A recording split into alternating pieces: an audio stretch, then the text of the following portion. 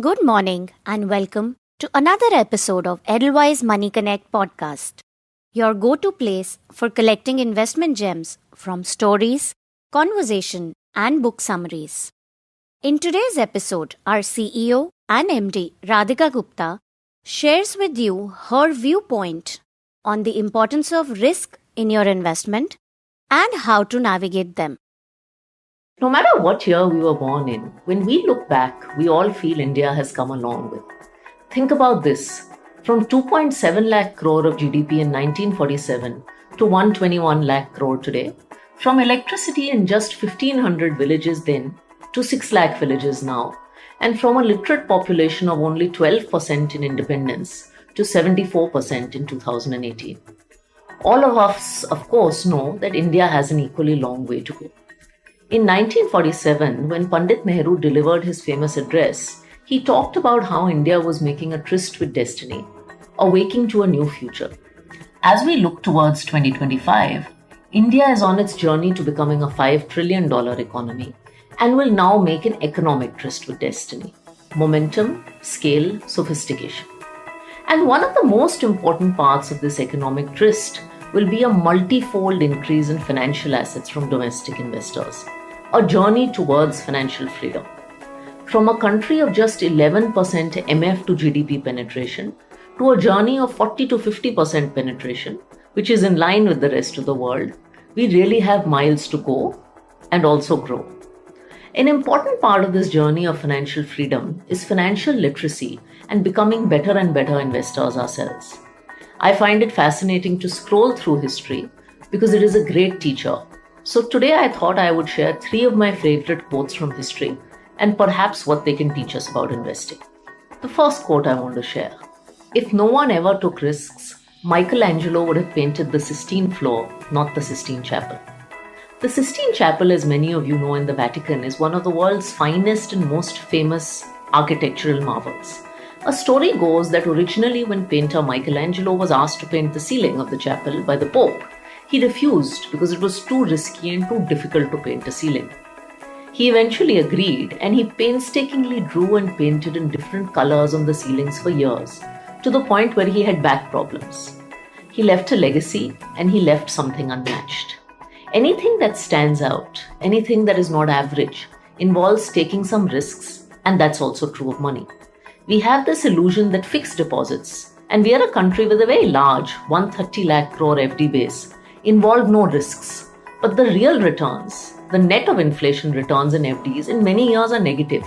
In fact, the real returns of FDs from 2001 to 2018 are just 14% absolute. In contrast, the real returns of equity in the same period are over 170%. Orient your mind to be comfortable with risk because risk is the starting point of return. The second quote I want to share.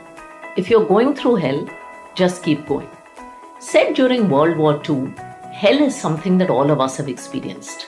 Sometimes a personal crisis, the loss of a close family member, sometimes through a professional crisis like a layoff, or a really tough run at work, sometimes through a bout of very bad health. And hell feels horrible when it happens, but most of us persist and get through because hell doesn't last forever. Markets are also subject to hell. They have and they will, in the form of market corrections.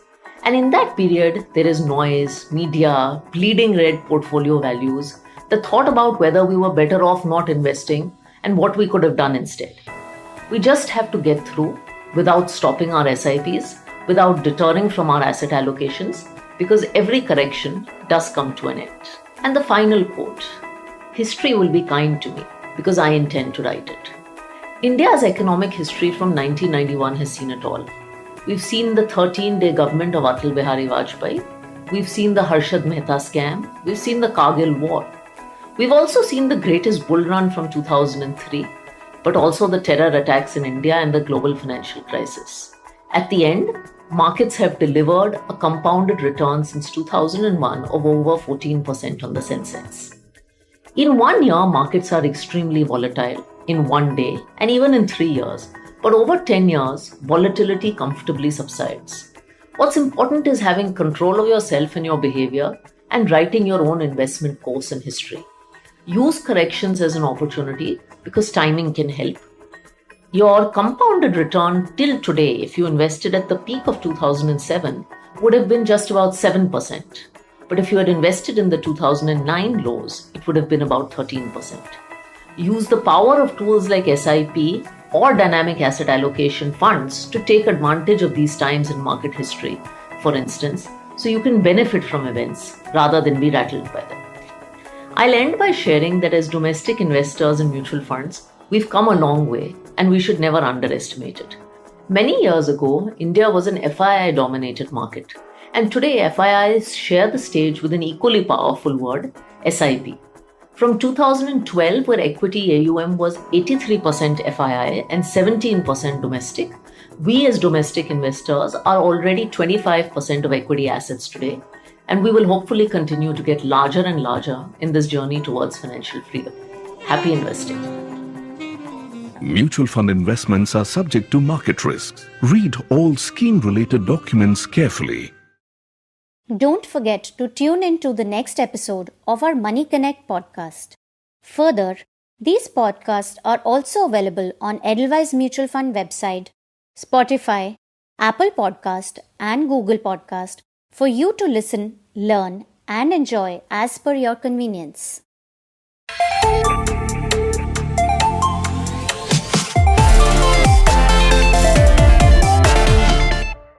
For further information on one-time KYC process, list of SEBI-registered mutual funds, and redressal of complaints, visit our website, an investor education and awareness initiative of Edelweiss Mutual Fund.